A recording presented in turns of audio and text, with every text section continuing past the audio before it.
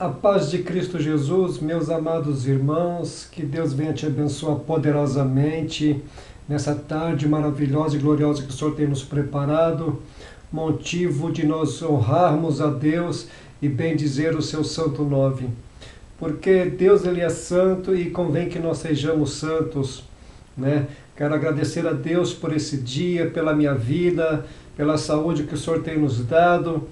Realmente somos gratos em tudo a Deus, nos fortificando, nos fortalecendo, nos dando oportunidades. Não devemos perder as oportunidades, porque às vezes elas são únicas e realmente queremos estar sempre agradando a Deus. Meus amados irmãos, hoje eu quero trazer uma mensagem santa, de santificação, que realmente nós possamos ter a interpretação sobrenatural pela revelação do Espírito Santo. E quero trazer uma mensagem que está lá em Levíticos, capítulo 10, versículo 10, que nos diz assim: é para fazer diferença entre o santo e o profano, e entre o imundo e o limpo. Uma mensagem não tanto complexa, mas realmente instrutiva, agradável a Deus, porque segundo a palavra de Deus, no livro de Hebreus 12, diz ali que sem santidade ninguém verá ao Senhor. Então convém que nós sejamos santos em todos os nossos afazeres, na nossa vida diária, que sejamos santos para glorificar e agradar ao nosso Deus. Deus é diferente de qualquer outro ser. Todos os que lhe estão submissos devem estar também separados ou consagrados no coração, nas intenções, na devoção e também no caráter, que é o principal, né? Temos um caráter digno e honroso diante de Deus. Para ele é verdadeiramente santo, porque Deus ele é santo, né? Êxodo 15:11 nos diz assim: quem entre os deuses é semelhante a ti, Senhor? Quem é semelhante a ti? Majestoso em santidade, terrível em feitos gloriosos, autor de maravilhas. Esse é o nosso Deus. Deus ele é santo, né? Deus não dá sua glória para ninguém. Deus não aceita idolatria, né? Toda honra e glória, força e louvor a Deus. Então nós temos que prestar a Deus toda a nossa reverência no nosso comportamento, quer por pensamentos, intenções. Tudo tem que ser santo, consagrado e separado a Deus. Levítico 20, versículo 8 nos diz assim: e guardar os meus estatutos e cumpri-os. Eu sou o Senhor que vos santifica. Né? Então assim, Deus nos santifica, mas convenhamos que sejamos santos também, andar em santidade, em compromisso com Deus, em todos os lugares da nossa vida, na nossa vida diária, por onde quer que nós andemos, tenhamos um comportamento cristão, sadio, sem provocações alheias, sem infringir a vida de outras pessoas. Deus quer um comportamento santo de cada um de nós. E a palavra do Senhor que não deve se tornar assunto de meditação, mas é um convite a sermos santos. Por quê? Mais uma vez a palavra afirma, porque sem santidade ninguém vai ver a Deus. 1 Pedro 1,15, 16 nos diz assim: mas como é santo aquele que vos chamou, sede vós também santos em toda a vossa maneira de viver. Portanto, está escrito, sede santos porque eu sou santo. Muitas pessoas não entendem esta passagem aqui, né? Em toda a vossa maneira de viver, pensamentos, gestos, intenções, caminhar, sentar, comer, beber, né? Porque glutonaria e bebedice são coisas do fruto da carne, qual não herdará o reino de Deus. Né? No falar, no gesticular, entendeu? Nós temos que ter um comportamento santo no nosso olhar, no nosso desejar, em tudo que nós possamos imaginar na nossa vida. Temos que ser de um comportamento santo e íntegro diante de Deus. Por quê? Para não pecarmos contra Deus, porque o pecado nos afasta de Deus, e Deus não tem compromisso assim. Então que nós possamos ter essa interpretação sobrenatural de a nossa maneira de viver santa, honrosa e digna de sermos chamados filhos de Deus.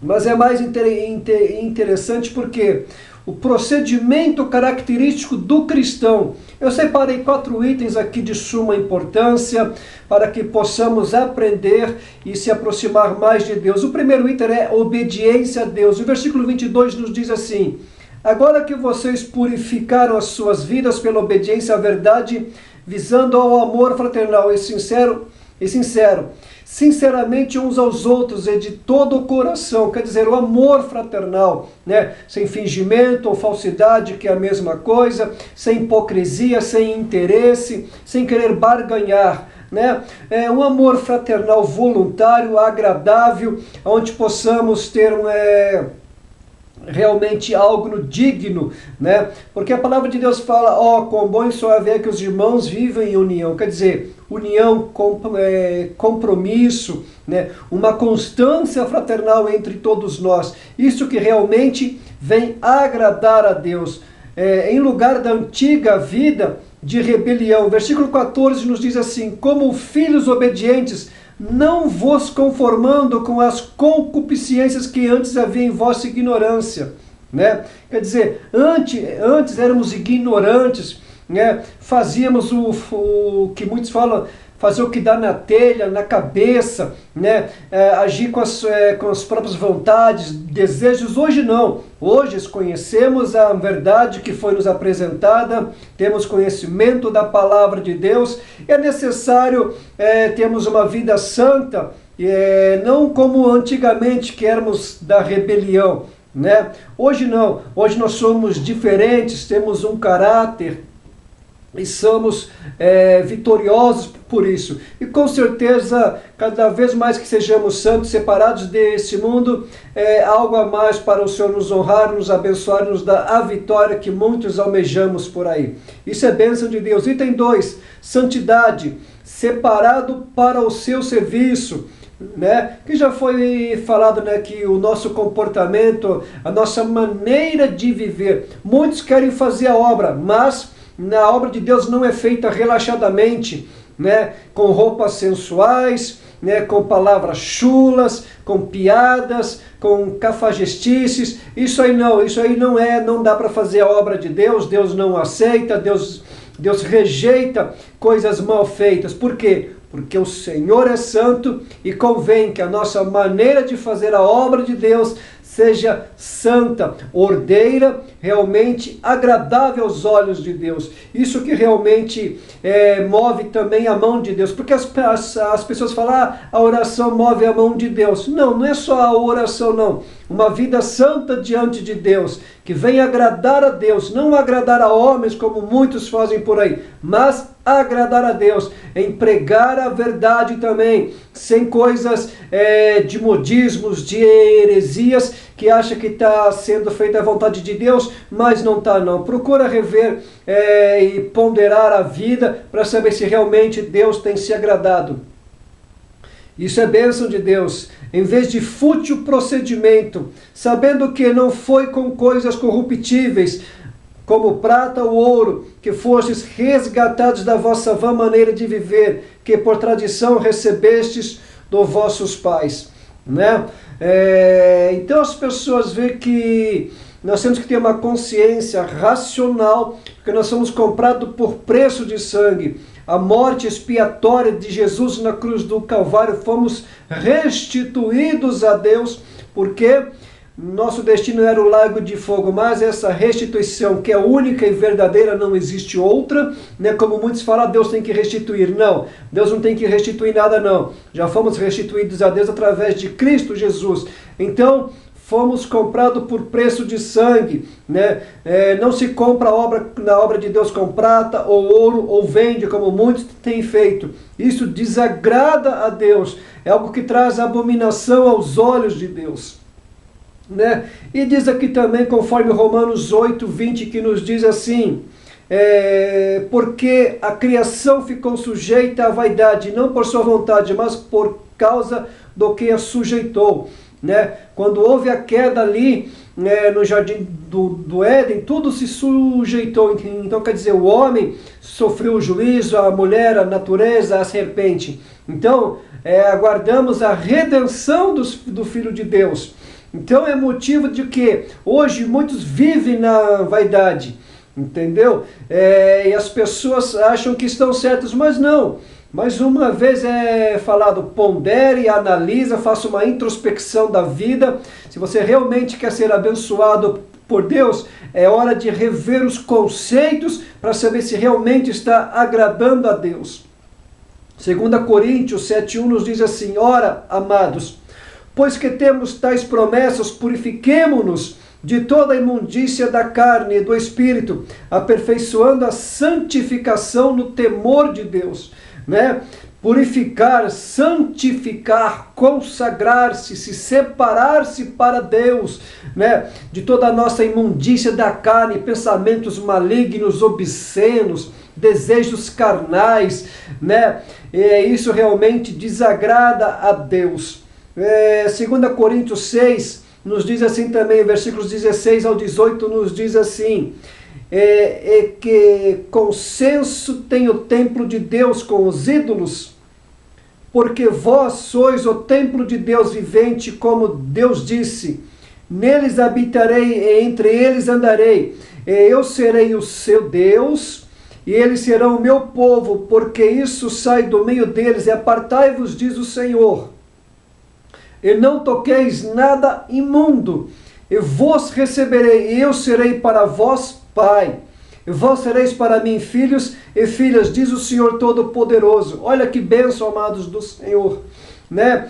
Por que foi permitido cortar os cabelos de Sansão? Porque ele passou em frente a um cadáver e ele não podia. Então, às vezes, Deus permite acontecer-nos coisas. Por quê?